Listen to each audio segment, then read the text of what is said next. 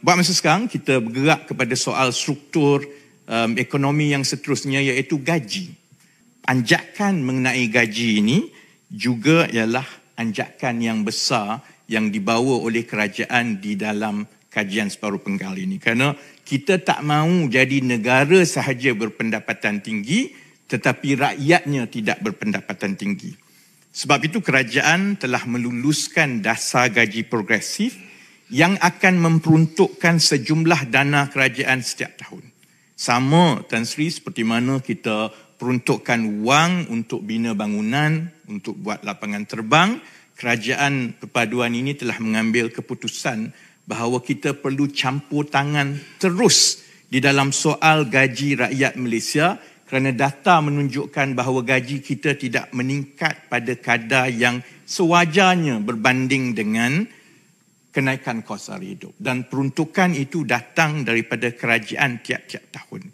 Dan untuk kita pastikan perkara ini boleh membuat anjakan kepada tangga gaji rakyat mengikut sasaran kerajaan. Sebab itu kita perlu wujudkan satu ekosistem yang mampan mengenai penggajian di sektor swasta untuk menaikkan gaji rakyat secara berkala dari satu tahun ke satu tahun. Dasar gaji progresif ini insya-Allah akan menjadi pelengkap kepada dasar gaji minimum yang sedia ada dan juga sistem upah yang dikaitkan dengan produktiviti ataupun PLWS. Bezanya begini. Apabila kerajaan dan pentadbiran sebelum ini memperkenalkan gaji minimum ini hanya terpakai kepada pekerja-pekerja bawahan yang tidak berkemahiran. Apabila dilaksanakan di negara-negara lain, pengalamannya ialah apabila gaji paling bawah itu ditetapkan pada paras tertentu, majikan menaikkan gaji yang ke atas itu secara setara untuk membezakan di antara pekerja berkemahiran rendah, separa kemahiran dan tinggi. Dekat Malaysia dia tak jadi macam tu. Dia sebenarnya menarik ke bawah setakat ini data yang kita keluarkan. Sebab itu kita keluarkan data upah rakyat setiap suku tahun berdasarkan gaji setiap rakyat yang ada di KWSP, di EPF, di Jabatan Akauntan Negara. Dan data itu secara jelas menunjukkan bahawa untuk 2-3 tahun kebelakangan ini, gaji terutamanya pekerja-pekerja yang memulakan pekerjaan sama ada graduate ataupun entry level, dia sebenarnya terherot semakin ke bawah. Dan pandangan kita ialah kerana gaji minimum itu kalau tidak berhati-hati digunakan sebagai ukuran penanda aras bawah. Kalau atas sahaja gaji minimum dah kira okey. Dia tak kira sebenarnya yang bekerja itu telah melalui latihan, ada ijazah, nilai kemahirannya lebih tinggi, asalkan 200 lebih tinggi daripada gaji minimum dikira okey. Dan kalau kerajaan tidak campur tangan, keadaan ini akan berterusan. Begitu juga dengan sistem PLWS yang sedia ada. Sistem ini menyediakan satu ekosistem supaya majikan boleh memberi insentif gaji yang lebih berdasarkan produktiviti, tetapi ia sebenarnya tidak wajib dan dia bergantung sama ada majikan nak ikut ataupun tidak. Jadi sebab itu kerajaan mengambil keputusan, antara yang paling awal kita buat keputusan ialah kita perlu campur tangan di dalam sistem gaji rakyat di dalam sektor formal untuk sektor swasta yang tidak pernah dibuat sebelum ini. Jadi insya-Allah saya berharap itu akan dapat memperbaiki gaji penengah rakyat daripada satu tahun ke satu tahun, kerana berdasarkan data gaji penengah rakyat hanya mencatatkan RM2,250 pada tahun 2021. Maksudnya daripada sekitar 7 juta pekerja swasta kita yang ada gaji dan slip gaji tiap-tiap bulan pada tahun 2021, 50% daripada mereka, setiap seorang tu 50%, gajinya di bawah RM2,250. Dan ini sangat jauh sebenarnya daripada sasaran kerajaan untuk kita mencapai gaji penengah 2,700 seperti yang kita sasarkan. Itu pun saya tahu masih lagi kita kata rendah.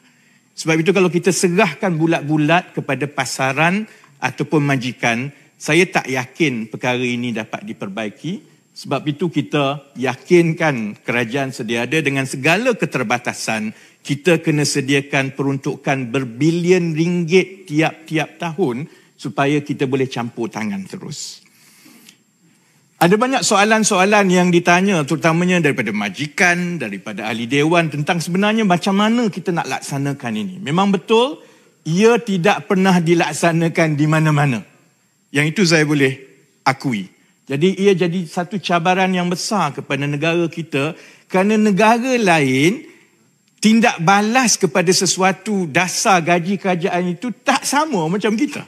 Negara lain kalau ada gaji minima dia naik. Tapi kita dia herotkan sedikit kan. Jadi kita terpaksa bangunkan dasar gaji progresif ini berdasarkan acuan kita sendiri. Kita mengambil kira contohnya kita tak boleh paksa semua majikan. Kerana daripada 100% entiti perniagaan yang ada di negara kita, 79% adalah bersifat perniagaan mikro, Tan Sri Yang di-Pertua. Ini adalah yang disebut oleh Timbalan Menteri KPDN tadi. Pendapatan tahunan kurang daripada 300,000 setahun. Kemudian pekerja 5 orang ke bawah. Dan sebahagian besar daripada mereka adalah di dalam sektor dengan izin F&B, yang gerai, yang restoran. Kalau kita paksa, maka daripada kita nak menaikkan gaji, mereka akan tutup kedai, gulung tikar. Jadi sebab itu, dengan peruntukan yang ada, kerajaan mengambil pendekatan bahawa dasar gaji progresif ini perlulah bersifat sukarela. Dia mestilah berteraskan insentif dan ia perlu terkait dengan produktiviti supaya ada pertanggungjawaban di antara majikan dan juga di antara pekerja. Dasar ini tidak bersifat mandatori bagi membolehkan majikan diberikan masa yang mencukupi dan dapat menyesuaikan pelan perniagaan sebelum menyertai dasar ini, memandangkan majikan akan mengalami peningkatan kos buruh apabila menaikkan gaji pekerja. Cuma kita berharap apabila dasar ini dilaksana dengan lebih meluas, ia akan mewujudkan pasaran bakat yang lebih cekap. Majikan-majikan tahu bahawa majikan yang tidak mahu membayar gaji mengikut kerangka dasar gaji progresif, mereka akan diketepikan oleh bakat-bakat pekerja yang ada. Maka itu akan menghasilkan pasaran bakat yang lebih baik dan itu akhirnya insya-Allah akan menjadi satu dengan izin Tan Sri Yang di-Pertua push factor supaya dia akan melonjakkan seberapa banyak majikan untuk turut serta dan mula membayar mengikut kerangka gaji progresif yang ditetapkan oleh kerajaan. Jadi kepada majikan, insya-Allah majikan akan menerima insentif berbentuk tunai yang akan disalurkan setelah majikan mengemukakan dokumen berkaitan sebagai bukti telah memenuhi keperluan dasar ini. Dia kena naikkan gaji dulu, kemudian tunjukkan bukti, itu baru boleh bayar. Dia bukan kerajaan akan bagi insentif bulat-bulat kan. Dan insentif berbentuk tunai ini adalah penting bagi menggalakkan majikan untuk menyertai dasar ini, terutamanya dalam kalangan perusahawan mikro, kecil dan sederhana. Dan insya-Allah oleh kerana peruntukan itu ditentukan oleh kerajaan, maka ia dapat mengimbangkan beban kewangan kerajaan juga kerana insya-Allah dia akan dilaksanakan atas dasar dengan izin Tan Sri first come first served. Mana yang memohon dan dia menepati syarat dia akan dapat. Siapa tak dapat kerana kuota itu telah dipenuhi berdasarkan peruntukan yang kerajaan telah bagi untuk tahun itu, dia kena tunggu tahun depan.